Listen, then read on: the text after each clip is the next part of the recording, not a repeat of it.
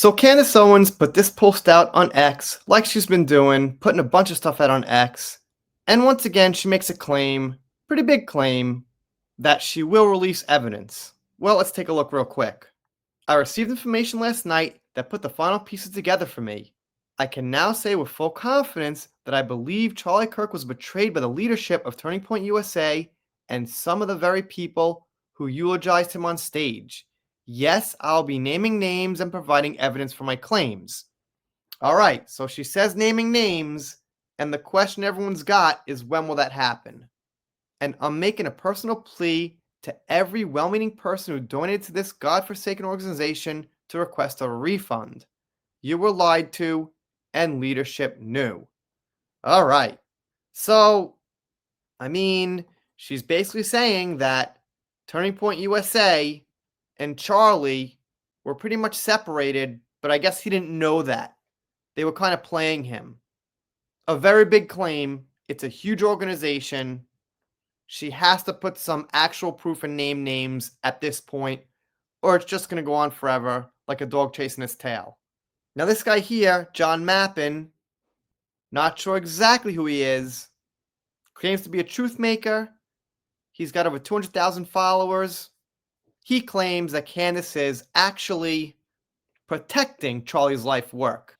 The cornerstone of Charlie's legacy was and always will be free speech. Why would you simply not uphold that and let the marketplace of ideas determine the outcome? That's what Charlie would do. At the core, Charlie was saying people should say what they want, what they feel is true, and that's what Candace Owens is doing. But at a certain point, when it becomes defamation, which it kind of is to the organization, you got to put some proof out there. The whole thing about freedom of speech is it's all good until it defames someone and they suffer from it. This person here claims the cornerstone of Charlie Kirk's legacy was and always will be Christ. How much of the money Candace Owens is raking in from her attempts to destroy TPUSA is being dumped directly into the Church of Scientology? I don't know about that. Deborah says demanding refunds for donations is beyond evil. I don't know, man. A lot of people throw us evil around, demonic around. If she believes what she says, then it's not. It might be misguided, but not evil. Owens is a gem and we should protect her. Thank you for standing up for her. Her fans appreciate it.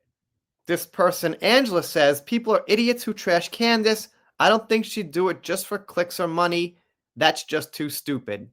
Well, here's the thing about that. I've never operated on Candace's level, of course, but I have operated on a level where clicks did make a change in my life. At one point, the channel was getting about 100K views a day. And at that point, your autopilot kind of takes over. Should I try this? Should I say that? What number will that bring? Can I break my record of numbers? I might have to try something, a little bit off the rails. It's kind of like money itself.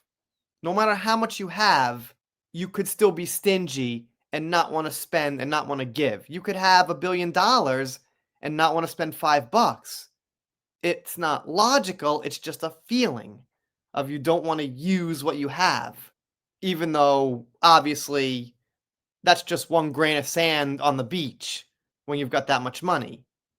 Same thing with Candace making these videos. Maybe it's not all about the actual money, but it's about that addiction of going up and watching numbers bend and manipulating things depending on what you say.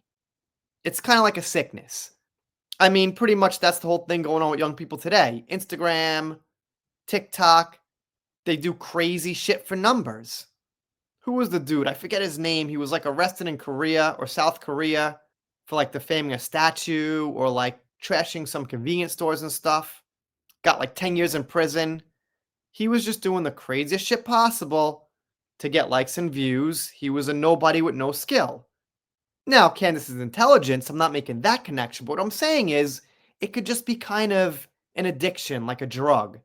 And Candace might be addicted to getting bigger and bigger and getting a word out there, no matter what it takes, no matter what she's got to say.